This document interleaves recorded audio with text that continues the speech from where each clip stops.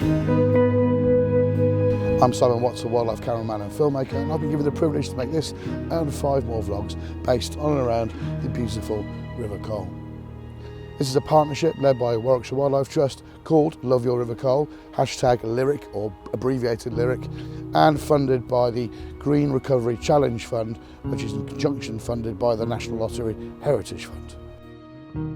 I cut my teeth as a naturalist on the banks of the River Cole in an area called Springfield, on the boundaries of Hall Green, Moseley and Spark Hill, somewhere that way.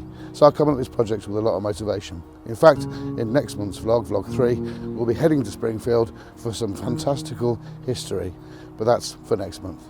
If you have any stories yourself, I want personal experiences. If you have any stories yourself about the Cole, growing up next to the Cole, or anything you've seen or heard, please do let me know using the #LyricSmallI via any social media sites. It'll be wonderful to hear them, and even better if I could chase them up in future vlogs.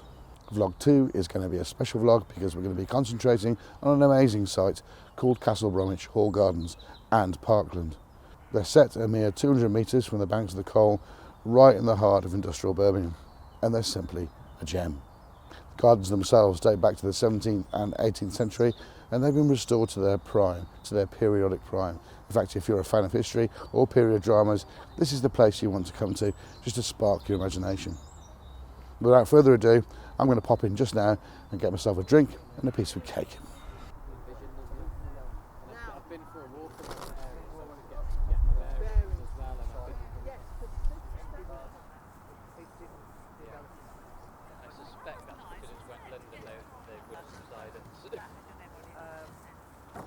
Well, as much as the 17th and 18th century gardens here are a real gem, restored to their prime, as is the tea and the cake, I was charged to come down and assess a project that's been going on for over a year, funded by the Green Recovery Challenge Fund and pertaining to the Parkland just next door to the hall. Huge acreage here that they wanted to see restored back to a wild state, but also accessible for the community to enjoy. Heading off the project was a lady called Tara Higgs, and I came down to meet her just after the new year and her band of volunteers as they started to plant some plug trees in and around the lower reaches of the Parkland, right next to the major A road.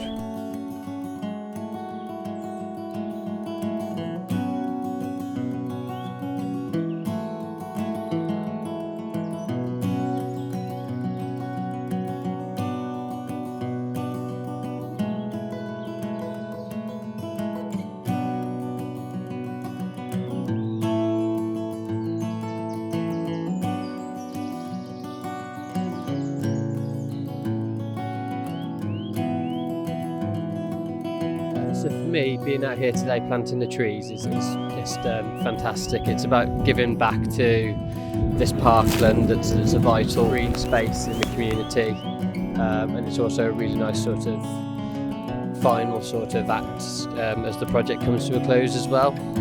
So we've had the tree planting on this area planned for a while now, but as the project comes to a close, it's really nice to see people from the community out today helping us to do this.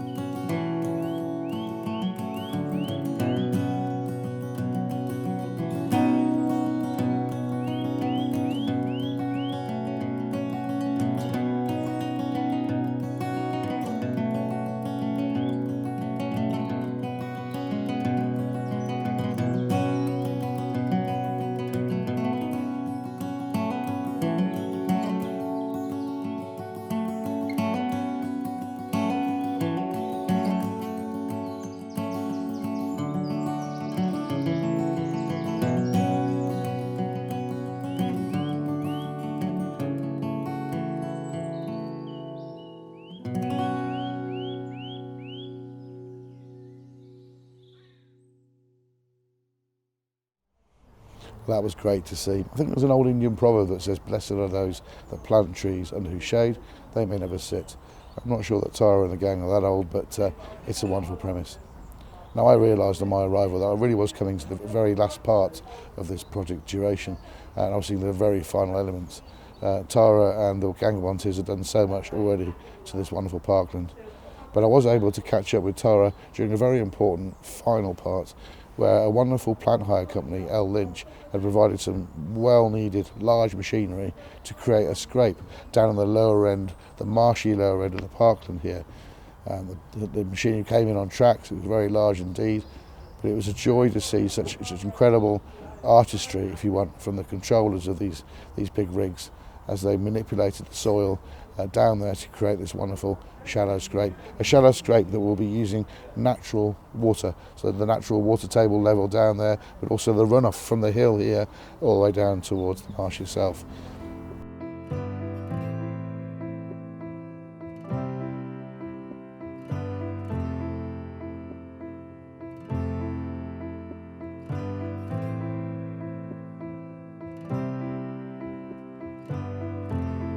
This Castle Bromwich Parkland project is all about restoring and protecting this historic green space, which is an exciting mix of habitats on wetland marshes and pools to rare acid grasslands. It is a designated wildlife site and a haven for both people and wildlife.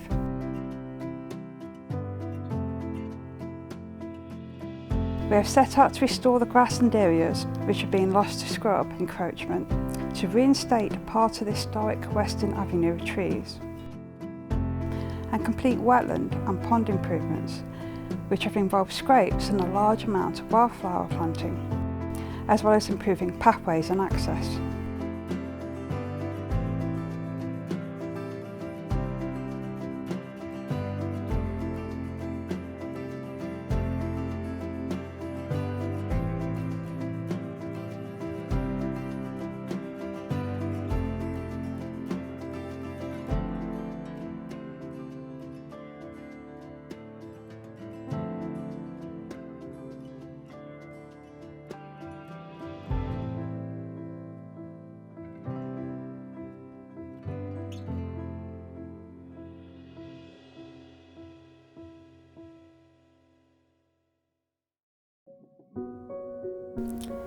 The interpretation panels are now up and really make the parkland look friendly and welcoming.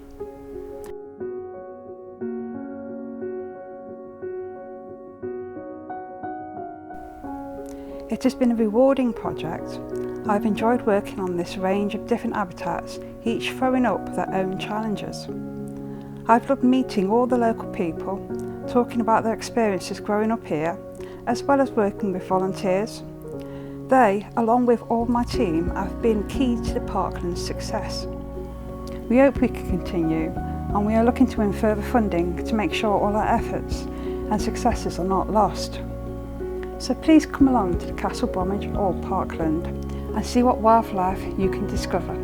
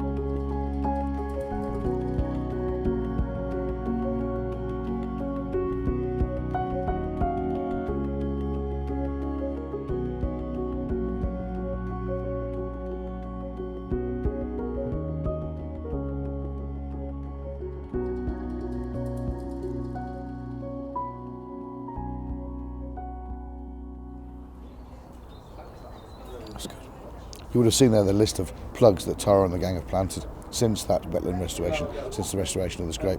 I do intend to come back in later vlogs as we hit summertime to see that area really in its maturity. Hopefully, maybe, fingers crossed, we'll have some summer migrants there, possibly a reed warbler, maybe even a sedge, who knows. But we'll see that in later vlogs.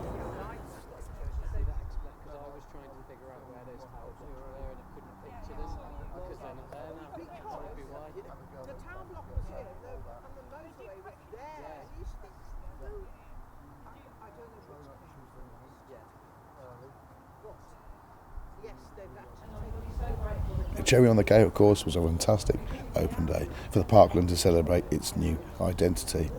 On the day itself, many things were able to be seen, many events like bird ringing, craft stalls, and also huge amounts of information about the project itself.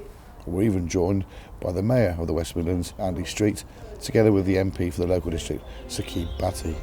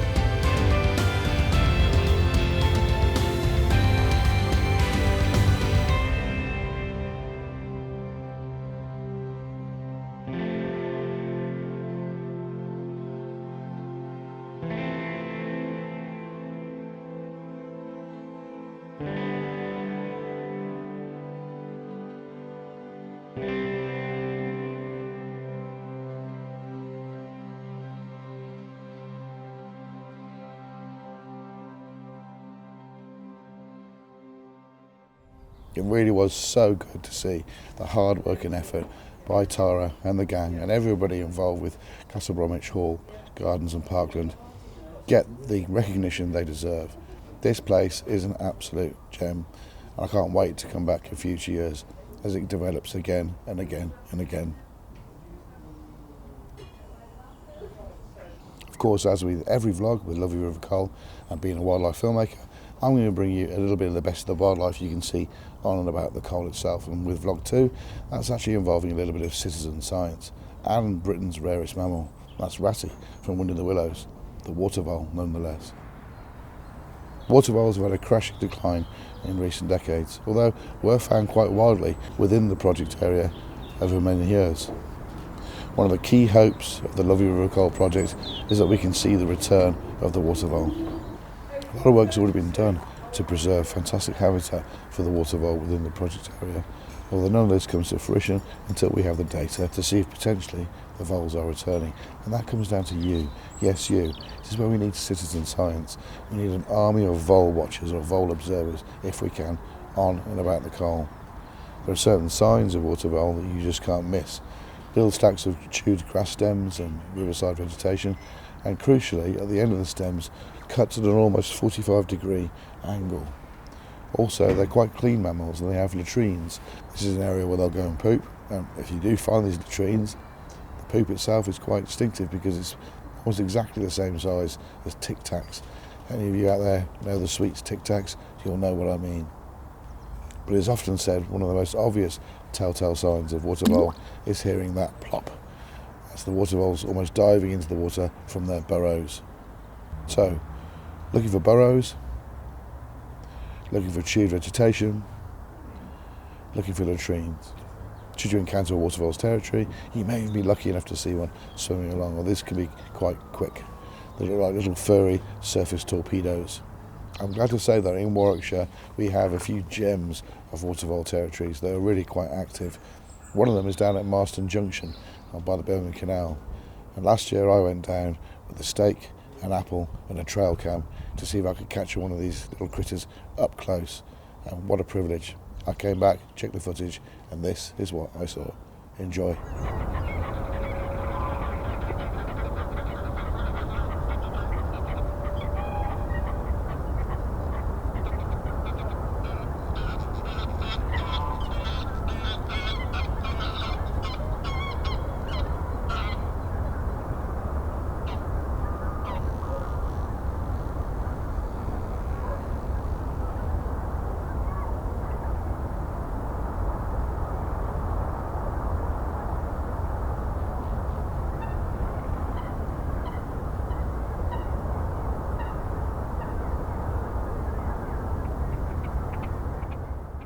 Just imagine that, being here in the scheme area. Water vole on the coal, incredible.